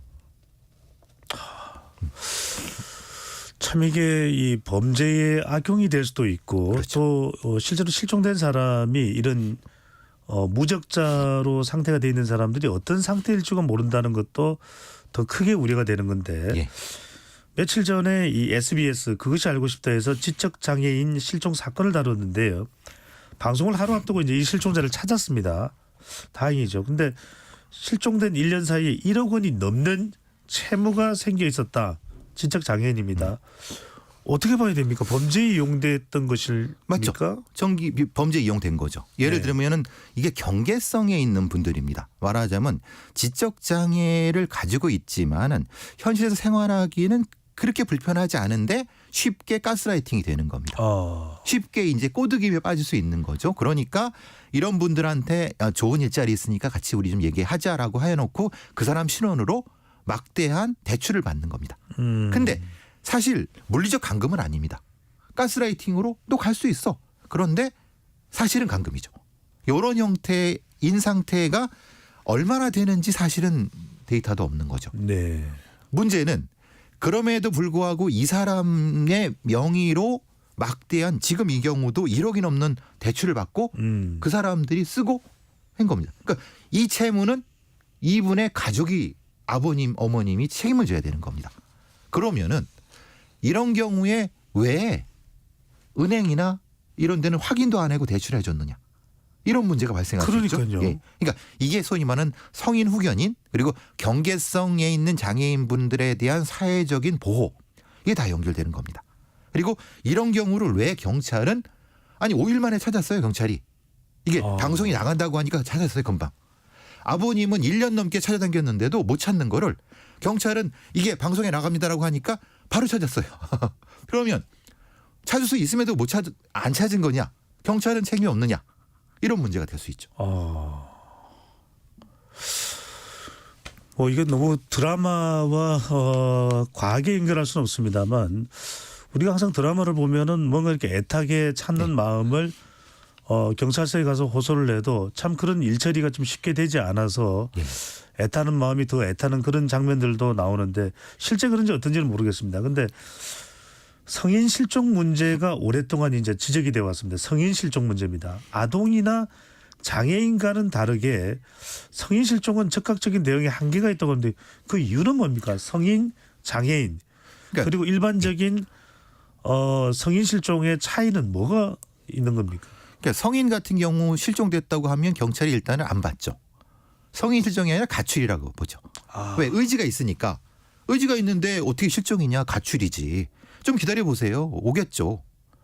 예전에 강호순 연쇄살인 사건 때 성인 여성들이 실종됐다고 신고를 했는데 경찰이 그냥 금방 올 거예요 라고 했는데 사실은 많은 희생자가 났죠. 네. 그러니까 이걸 성인 실종을 어떻게 처리할 것인가에 대한 심각한 고민이 필요한 겁니다. 그러니까 실제로 가출의 형태도 있었을 테고 있을 수 있죠. 네. 또 연락을 끊어버리니까 가족들이 모르니까 가족들은 걱정하는 마음에 실종으로 신고했을 수도 있을 테고 반대의 경우도 있습니다. 뭐냐면 가족 내에서 학대를 했는데 가정 학대의 범위 그러니까 흔히 말하는 도피한 거죠. 도피한 사람을 찾기 위해서 이렇게 신고하는 경우도 있습니다.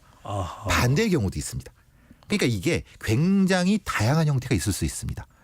그런데 그것을 성인 실종의 경우를 어떻게 처리할 것인가에 대한 구체적인 형태의 어떤 매뉴얼은 있습니다만 실제 경찰 단계에서 적용되기가 쉽지가 않습니다. 담당 부서도 사실 명확하지 않습니다. 예전 같은 경우는 미제사건 팀이 했고 지방청 경찰청에 있다고 하는데 실제로 현실에서는 잘 적용이 안 됩니다. 그냥 부모님이나 가족들이 전국을 그냥 이 프랭카드 치고 돌아다니는 게 많이 보시지 않습니까? 이렇게 전단지를 또 나눠주는 경우들이 맞습니다. 많고요. 네, 그렇게 됩니다. 근데 아동이나 치매 노인이나 이런 분은 잘 돼 있습니다. 그러니까 잘 보시면 아시겠지만 뭐 경기도나 서울 같은 경우는 치매 노인 발생하면 바로바로 저기 엠버 경고가 뜹니다. 아이도 마찬가지입니다. 근데 문제는 경계선에 있는 즉 성인은 성인이되 지적으로 약간 경계성에 있는 분은 어떻게 할 것이냐. 아까 지금 그것이 알기 때 이런 분처럼 분명히 이거는 성인이지만 이런 분들은 성인이지만 사실은 아동 실종으로 해야 되는데 그걸 누가 어떻게 판단할 것이냐. 그리고 어떤 부서가 그걸 할 것이냐. 이게 지금 우리의 과제입니다. 그러면 지적 장애가 있는 성인의 경우에도 지금 아동이나 일반적인 장애인처럼 적극적인 분류는 안 된다는 말씀입니까? 그렇죠. 예. 안 되죠. 장애로 판정을 받으면 모르겠지만. 네. 자, 단순한 실종도 가족들에게는 이제 마음에 큰 상처가 될 텐데 빨리 못 찾으면 더 정말 뼈아픈 상처가 될 것이고요. 그런데 문제는 뭐냐면 성인 실종자의 경우에 범죄와 엮이게 되면 이건 정말 큰 또 문제가 됩니다. 예. 자, 실제로 이 범죄와 엮이는 비율 또 심각성 어느 정도입니까? 실제로 이제 2000년대 초반 요 아까 그 사건쯤에 그런 분들 적지 않은 분들 일본으로 팔려간 여성들이 적지 않습니다. 그 기록에도 납니다. 잠깐만요. 일본으로 팔려갔다고요? 예, 일본의 유흥 산업으로 팔려갔다는 것이 2000년대 초반에 기록에 나오고 있습니다. 그런데 팔려갔지만 실제로는 국제 간에 문제가 생겼기 때문에 범죄를 처리하지 않은 상태인 거죠. 네. 범죄와 그 사이에 있는 겁니다. 그리고 남성들 같은 경우는 소위 강제노동 같은 경우 아까 말씀드린 뭐 무슨 염전노예라든가 이런 쪽으로 되는 부분들이 있는데 정확히 카운트를 하고 있지 않습니다. 그래서 유엔에서는 우리나라를 인신매매 위험 국가로 분류하는 이유가 그겁니다. 우리나라를 안타깝게도 인신매매 위험 국가로 분류하는 이유가 지금 이 영역입니다. 저희가 말씀드리는 이 영역입니다. 사실 부끄럽죠, 사실은. 네. 자, 가족들은 여하튼 참 모든 걸 완전하게 신경 쓰기가 좀 쉽지 않습니다. 현실에서는. 그렇다면 이렇게 직접 장애를 앓고 있는 가족이 있거나 또 성인 가족 구성원이지만 이렇게 실종 우려가 큰 경우도 어떤 이유가 됐든 가 있을 텐데 이를 좀 대비할 수 있는 방법, 좀 세울 수 있는 대책 뭐가 있을까요? 일단은 실종가족법을 제정해 달라고 이 관련 단체에서는 얘기를 하고 있고요. 국가 예산이 사실 부족하다고 하면은 공익단체들, 공익탐정단체들이나 공익실종단체들을 공익법인화해 갖고 어떤 일종의 자원봉사라든가 어떤 이 집단적인 출연을 받아서 하는 거 이 정도라도 해달라는 것이 관련된 가족들의 적극적인 요구입니다. 그러니까 국가 예산 주면 좋지만 부족하다면 사실은 뭐 필요 없다.